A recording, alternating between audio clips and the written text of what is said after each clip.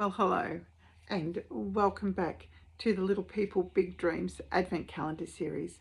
Today is number 19 in the series, and tonight's story is about Vincent van Gogh.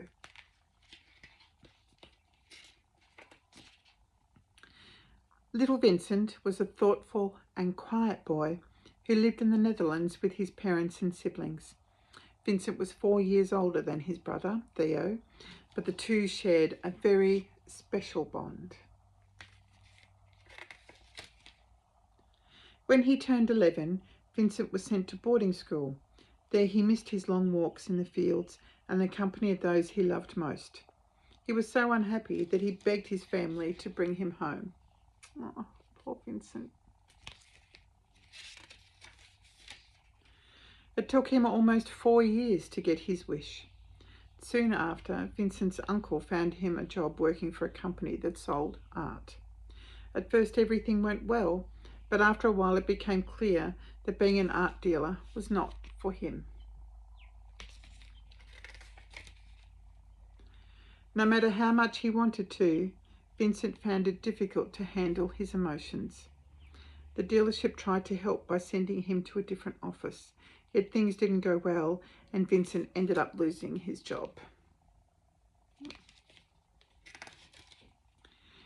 He tried being a teacher, a bookseller, and even a preacher, but despite his best efforts, he seemed to fit in nowhere.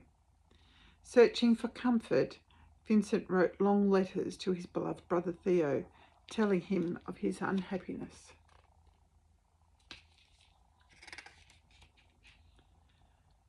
Along with his letters, he often included some drawings.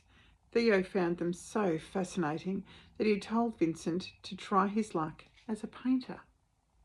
That advice not only changed Vincent's life, but the history of art forever. With Theo's support, Vincent practiced day and night and taught himself to be an artist. For him, painting wasn't about making pretty pictures. It was about showing how he felt. At first, his work was quite dark, like dusty potatoes. It was when he moved to Paris with Theo that he began to use bright and vibrant colours. Vincent had very little money and couldn't afford to hire models, but that didn't stop him. Instead, he decided to paint himself.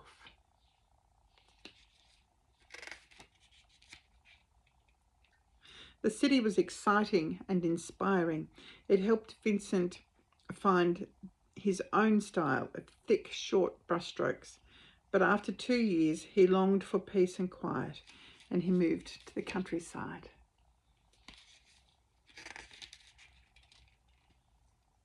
There he planned to find a big house where he could live and work with other painters.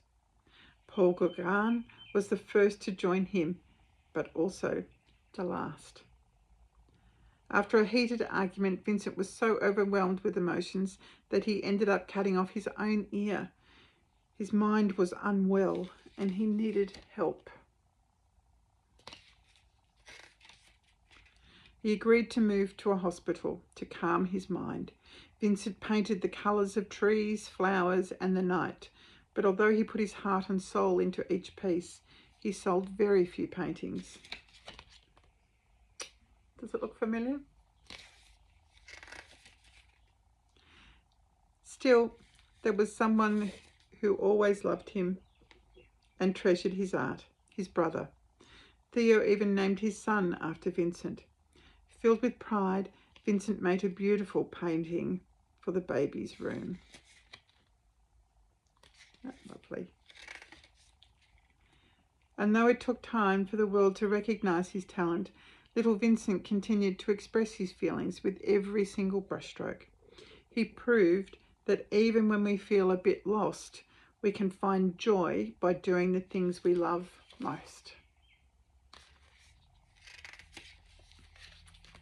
And that's all there is in tonight's story about Vincent van Gogh. But in the back of the book, there's some more details that you might find interesting to read with Mum and Dad. You snuggle down, go to sleep, and I'll see you tomorrow night. Night night.